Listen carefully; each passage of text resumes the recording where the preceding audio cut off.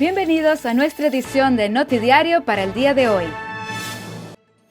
El equipo de la División de Crimen Organizado junto con el Cuerpo de Investigaciones holandés, en horas de la madrugada del día de ayer, realizaron 5 allanamientos, formando parte de las investigaciones penales que se llevan a cabo relacionados con casos de secuestro, atracos, extorsión y posesión de armas de fuego. En el procedimiento, detuvieron a 4 sospechosos confiscando durante la operación teléfonos celulares, prendas de vestir y otros artículos de valor. También resultaron detenidas varias personas ilegales, las cuales fueron entregadas al Departamento de Inmigración, mientras que los 4 sospechosos acusados por actos delictivos fueron presentados ante un fiscal auxiliar que ordenó su arresto mientras siguen las investigaciones. El día de ayer, la Corte, en acuerdo con el Ministerio Público, dictaminó finalmente una condena de 24 años de prisión para el ciudadano Danilo Merced, acusado de haber disparado mortalmente con un arma de fuego al señor Michael Mercera, alias Corsou Grande, el día 8 de abril del 2018, en la localidad de West Point.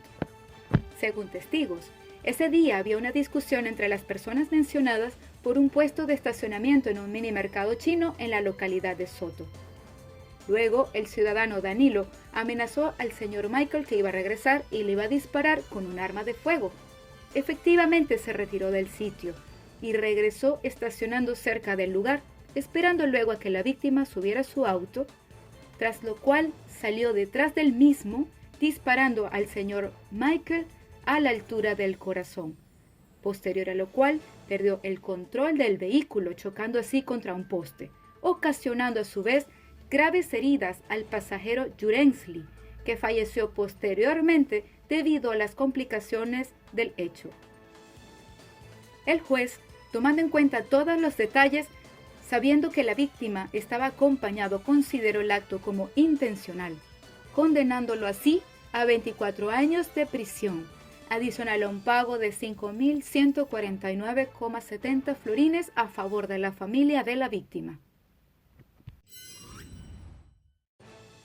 Y hasta el momento no hay ninguna reacción del gobierno ni del Parlamento de Curazao respecto al reporte que fue publicado el día 11 de octubre, catalogado devastador, en donde Amnistía Internacional destaca el trato injusto y violación de los derechos humanos que los migrantes venezolanos indocumentados sufren en la isla antes de ser devueltos a su país de origen.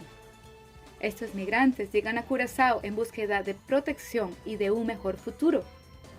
Cabe destacar que todavía no hay ninguna declaración política. Actualmente, el ministro de Justicia es el señor Gilmar Pisas, pero muchas de las acusaciones en el reporte son del gobierno anterior que lo presidía el señor Rugenar, y el ministro de Justicia para ese momento era el señor Quincy Girigori, actual parlamentario. El reporte fue titulado por Amnistía Internacional como «Los venezolanos no reciben protección en Curazao». Holanda se dice contribuye a esto, ya que está respaldando a Curazao en cuanto a la protección de las costas y detención sin proteger los derechos humanos de los detenidos.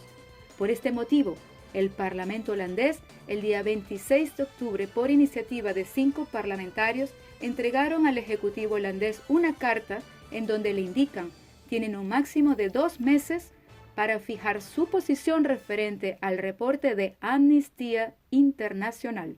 Y ahora, nuestras noticias internacionales. Las inundaciones y los deslizamientos de tierra en India y Nepal se han cobrado casi 200 vidas. Las autoridades advirtieron el jueves que el balance podría aumentar y que se esperaban más episodios de precipitaciones intensas. Las intemperies han dañado carreteras y puentes y han dejado aisladas numerosas poblaciones. El gobierno en India desplegó al ejército para poder llegar hasta los miles de habitantes incomunicados.